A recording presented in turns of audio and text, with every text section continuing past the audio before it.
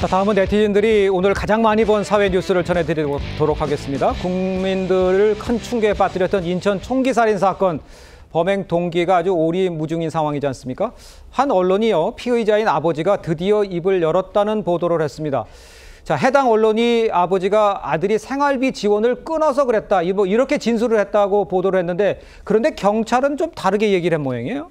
일단 관련 보도부터 조금 더 제가 자세하게 말씀을 드리면 지난 20일 투입된 프로파일러 2명한테 그동안 아들이 생활비를 지원해줬는데 지난해 지원이 끊겼다. 이렇게 피의자가 진술을 했다는 겁니다. 네. 아들이 이 큰 사업을 하면서 승승장구하고 있다라고 알려져 있잖아요. 그럼에도 생활비를 주지 않는데 불만을 품고 범행을 저질렀다는 거고요. 네. 거기에 덧붙여서 이 경찰이 피의자가 생활비 지원이 끊겼다고 주장한 지난해 총기 제작에 사용했던 쇠파이프를 구매한 사실까지 확인됐다. 이런 보도가 나왔던 겁니다. 예. 그런데 지금 경찰은 다른 목소리를 내고 있어요. 이 프로파일링 과정에서 피의자가 경제적인 어려움이 있었다. 이 정도의 이야기가 나온 건 맞는데 그게 범행 동기로까지 나아갈 만한 상황은 아니라는 겁니다. 예. 그리고 생활비를 지원하다가 끊어서 A씨가 범행을 저질렀다 이런 추측이 있는데 네. 이 자체 사실이 아니다. 이렇게 밝힌 상황입니다. 그렇군요. 그런데 그 유족들도요, 이 피의자에게 꾸준히 지원을 해왔다 이런 주장을 했잖아요. 일단은 지금 2000년에 전처와 이혼을 했잖아요. 그리고 지금 피의자가 살고 있는 도봉구의 70평형대 대형 아파트의 경우 2008년에 전처가 매입을 했고 전처 소유인 것으로 알려졌습니다. 예. 관리비도 전처가 부담을 하고 있다. 경제적인 것 전처 또는 자식이 부담을 하고 있다. 이런 취지로 유족의 입장문이 나온 건데 네. 이렇게 피의자에게 경제적인 지원을 아끼지 않은 건 자식의 아버지였기 때문이다라는 게 전처의 목소리였습니다.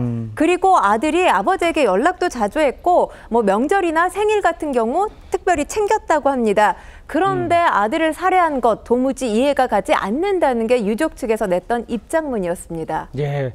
자, 그런데 이제 게다가 이 전 부인 주장으로는 피의자가 열등감보다 우리가 그렇게 알고 있었지 않습니까? 전해 들어서 뉴스로. 근데 오히려 자신감 있는 사람이라고 했었잖아요.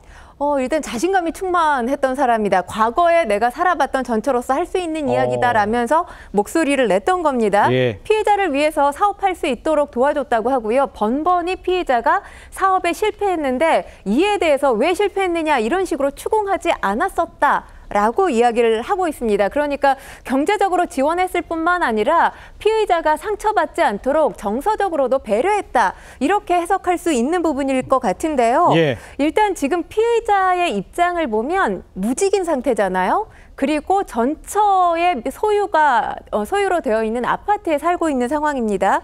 근데 이게 지금 전처의 입장이 전부라고 생각할 수 없는 것이 현재 피의자의 입장이 일단은 직업이 없는 상황이고 예. 경제적인 어려움을 호소한 게 이게 사실인지는 확인이 필요합니다만 경제적으로 어렵다라고 한다면 과거에 자신감이 충만했던 사람이 현재까지도 자신감이 충만한지는 좀 저는 판단이 필요하다라는 생각이 들고요. 네네. 우리가 흔히 그런 얘기 하잖아요. 내가 바라보고 있는 나 자신과 가족이 바라보는 나 자신 그리고 제3자가 바라보는 나 자신이 각각 다를 수가 있습니다.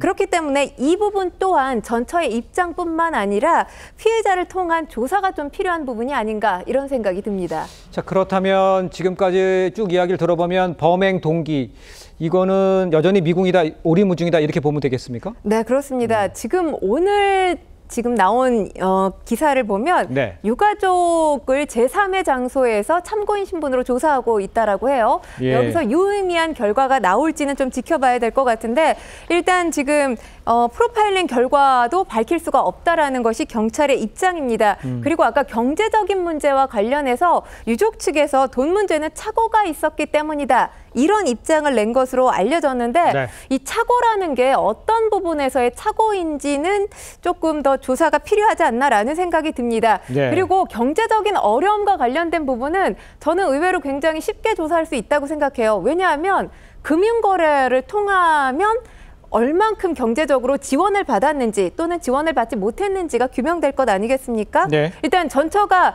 관리비까지 부담하고 있다고 했지만 지금 사건 초기에 나왔던 목소리 가운데 하나가 주민들이 피해자가 오랫동안 관리비를 내지 못해서 주민들이 나눠내고 있다. 이런 식의 목소리가 나왔던 적이 있습니다. 그렇기 때문에 금융거래, 경찰이 지금 들여다보고 있는지 모르겠지만 반드시 이 부분 역시 확인이 필요한 부분이라는 생각이 듭니다. 알겠습니다. 자, 일단 피의자는 왜 범행 동기를 숨기고 있는 건지 전문가의 이야기를 좀 들어보도록 하겠습니다. 일단의 그 경제적 어려움이 있었던 건 맞는 것 같아요. 근데 그거는 표면적인 이유일 가능성이 높다. 그래서 그것이 일종의 트리거가 됐을 가능성. 그러니까 그러면 내적인 다른 이유가 무엇인가 있는 이런 상황일 가능성이 높습니다. 저는 그 동기를 얘기하지 않는 이유가 사실은 얘기를 하고 있다고 좀 봐요. 예를 들면 가정 불화다, 뭐다 이런 거 다 얘기했잖아요. 이제 조서 작성하는 과정에서 동기 뭡니까? 라고 명시적으로 딱 정리해서 딱 얘기하는 거를 꺼려하는 거예요. 왜냐하면 그게 되면은 자기가 한 게 다 드러나잖아요. 그런데 사실은 그 이전까지는 다 얘기한 거예요. 지원금도 끊었고 혼자 뭐 잘 먹고 잘 살려고 미국으로 가려고 하고 그 엄마만 이렇게 하고. 자, 그러니까 문제는 지금 수사가 미진하면서 각종 이 추측만 난무하고 있는 상황이다. 뭐 이렇게 보면 되겠습니까? 일단 지금 피해자가 주장했던 게 가정 불화였고 그다음에 나왔던 목소리가 경제적인 어려움인데 중요한 건 이 두 가지 모두 다 유족 측에서는 부인하고 있는 그런 상황이에요. 그러니까 유족 측의 입장과 피해자의 입장이 배치되고 있는 상황인데 체포된 지 지금 며칠이 지났잖아요. 네. 그런 상황에서 범행 동기 규명하지 못하고 여러 가지 추측들만 이어지다 보니까 지금 유족들 고통을 호소하고 있는 것으로 전해지고 있습니다. 예.